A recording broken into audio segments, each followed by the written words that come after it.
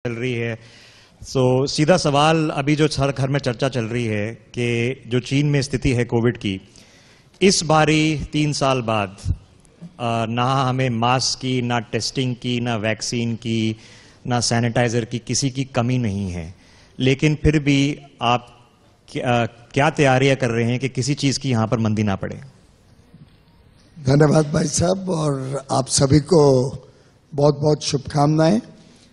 ये मंच तो अब और ज्यादा पॉपुलर होते जा रहा है। मुझे लगता है पिछली बार से भी ज्यादा इस बार प्रतिसाय मिला है। इसके लिए मैं आप सभी को बधाई देना चाहूंगा। कोविड जिस प्रकार से चाइना में बहुत ही गंभीर स्थिति उत्पन्न हो रही है और कई अन्य देश हैं उस इलाके में, कोरिया, जापान, कई जगह से अलग अलग खबरें अच्छी नहीं आ रही हैं। इसलिए माननीय प्रधानमंत्री जी ने स्वयं इस विषय की चिंता की। हमारे स्वास्थ्य मंत्री मनसुख भाई लगातार नियंत्रण कर रहे हैं स्थिति का, और ये दर्शाता है माननीय प्रधानमंत्री जी का प्रोएक्टिव अप्रोच।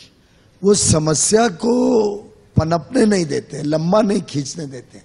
अगर दिखता है कि शायद संभावना है, वैसे तो हमारे पास एक बहुत बड़ी ताकत है क्योंकि हमारा वैक्सीन, भारत का बनाया हुआ वैक्सीन बड़ा ताकतमंद है और कई प्रकार के वेरिएंट्स को वो संभाल लेते हैं। इसके कारण भारत में हमारे पास एक बहुत मजबूत रक्षा कवच प्रधानमंत्री नरेंद्र मोदी जी ने देश के लगभग कोने कोने तक पहुंचाया, मुफ्त में पहुंचाया, सभी को दिलवाया। लेकिन एक प्रिकॉशन लेने में कोई हर्ज नहीं है। उस दृष्टिकोण से पूरी सरकार में, राज्य सरकारों में, सब में ये चेतावनी माननीय प्रधानमंत्री जी ने दी है कि हम सब चौकन्ने रहें, स्थितियों का लगातार मॉनिटर करते रहें और कभी भी कोई विषय पे चीजें हाथ से बाहर ना चली जाए।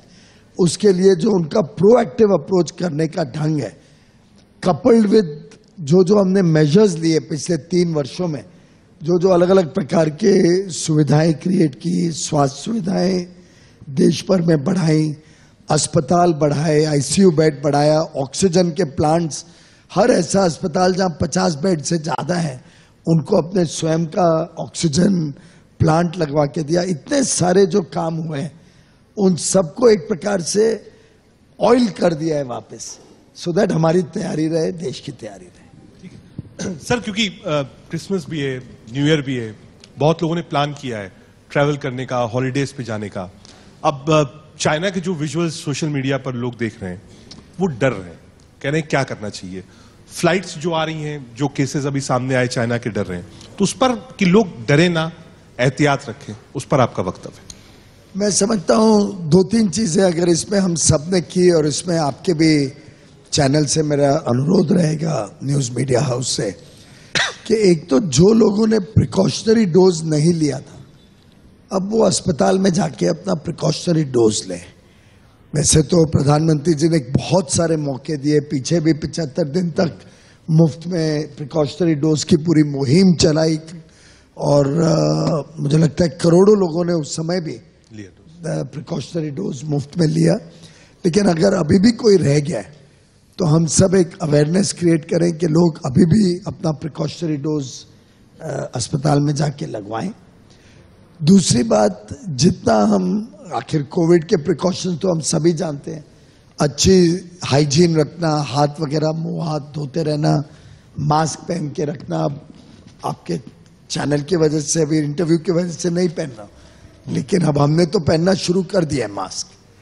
और थोड़ी असुविधा लगती होगी, हमको आदत पड़ गई है, अभी निकल गए हैं मास्क वगैरह से, लेकिन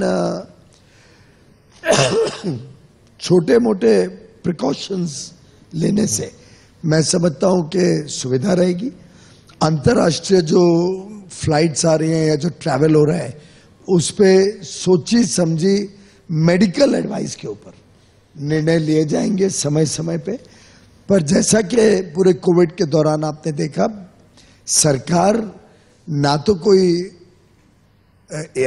डिसीजन बिना गहराई से उसके संबंध में पूरी सूचनाओं के बगैर लेती है, और नॉर्मली जो मेडिकल एडवाइस होती है मेडिकल प्रोफेशनल्स की, उसके हिसाब से हम निर्णय